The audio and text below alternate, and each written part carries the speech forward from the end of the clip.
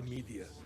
Look, I'm always telling to my students in the last 20, 30 years, more than I would like actually to remember, that journalism is not about truth.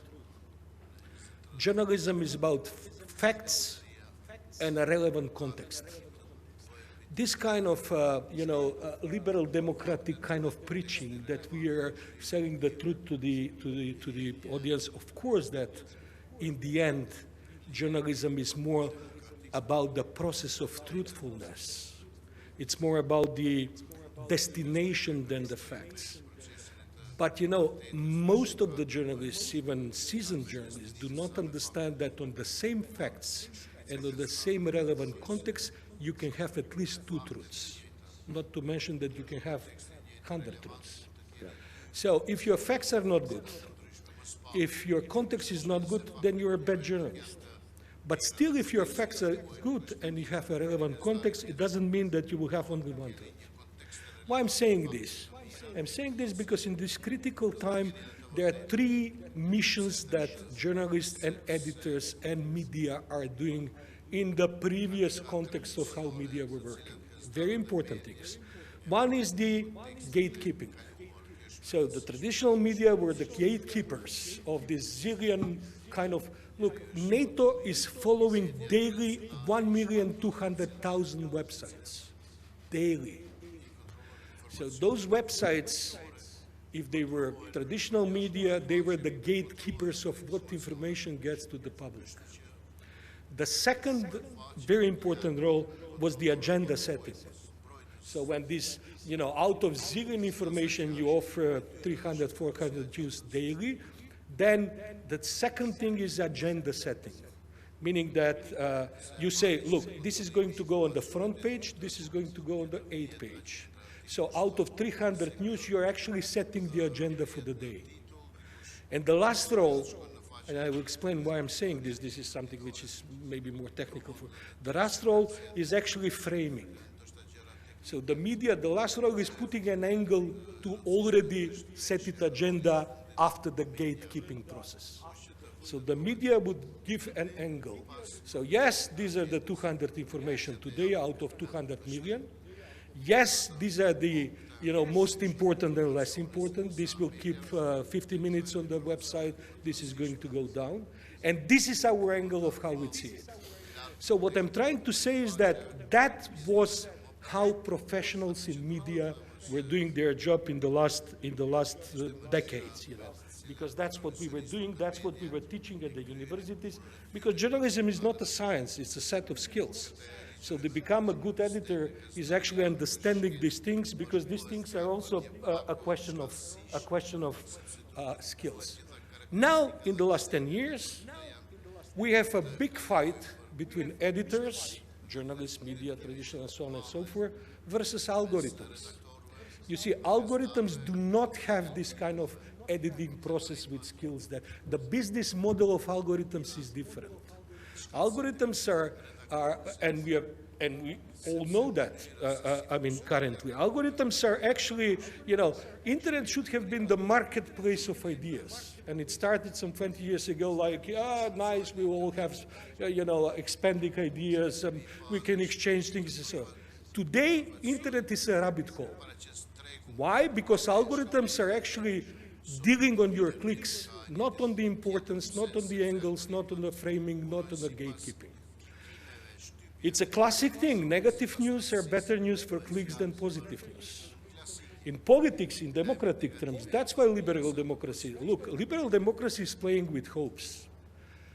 Other people are playing with fears. Fears are much better clicking mode than hopes. And in this rabbit hole, not only that we are not we, I'm not saying about professionals, I'm saying about 98% of the public, people who do not understand these things. We are jumping into this rabbit hole, and then algorithms are just pushing us lower and lower into that rabbit hole. And there is a lot of research. I'm teaching not only communication, sociology. In the last 10, 15, 20 years, there is a mountain of research to prove all these things. A very recent one was actually founding that, last week published, that 75% of reposts are done without people actually clicking into the content. They react emotionally, they react in their ideological value, whatever frame. So they don't even open the news. They're just, because they want to, they do it emotionally. So when they do it emotionally, it's a huge thing for manipulation.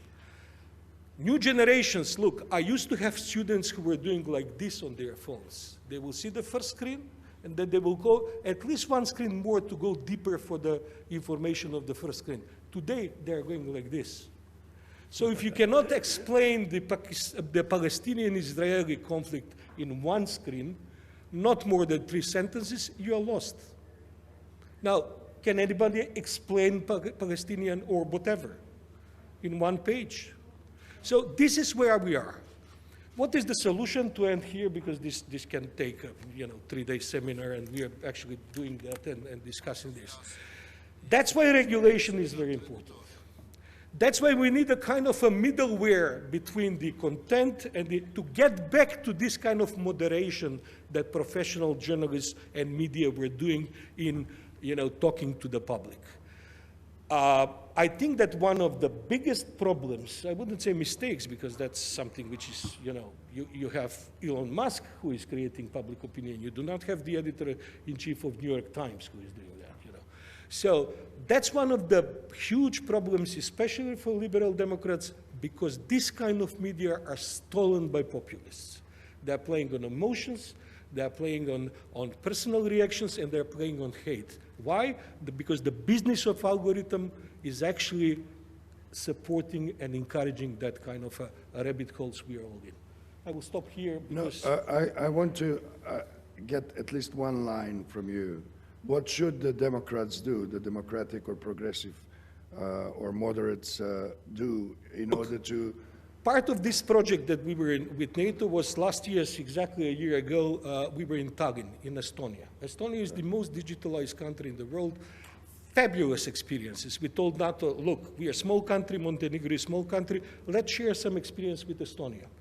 We had splendid program there. Estonia has a 24 hours police office open for internet, kind of dirty language, kind of disinformation. So any citizen can send a mail and say, look, this person is spreading misinformation.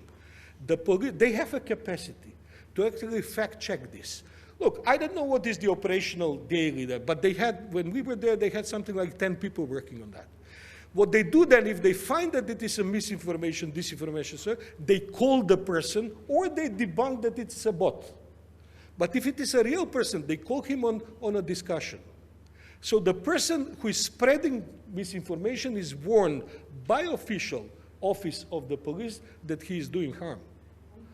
So, look, it's more complicated that I'm trying to say. We immediately said, look, in Macedonia, you will need 10 offices like this. One office wouldn't be enough, But Estonia is having 25% of so-called Russian speakers.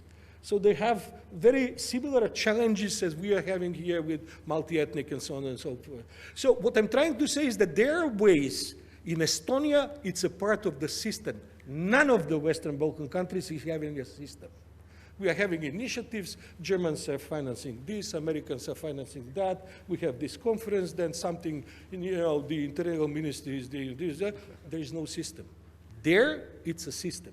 So we should establish a kind of a system, not a big brother system, but a system which will be a kind of a middleware between this huge pressure of anger, hate, misinformation, and the general public. We cannot do it. It's a big discussion in the world, of course. I'm not very optimistic that we'll, but things are moving on. Until we come to that stage,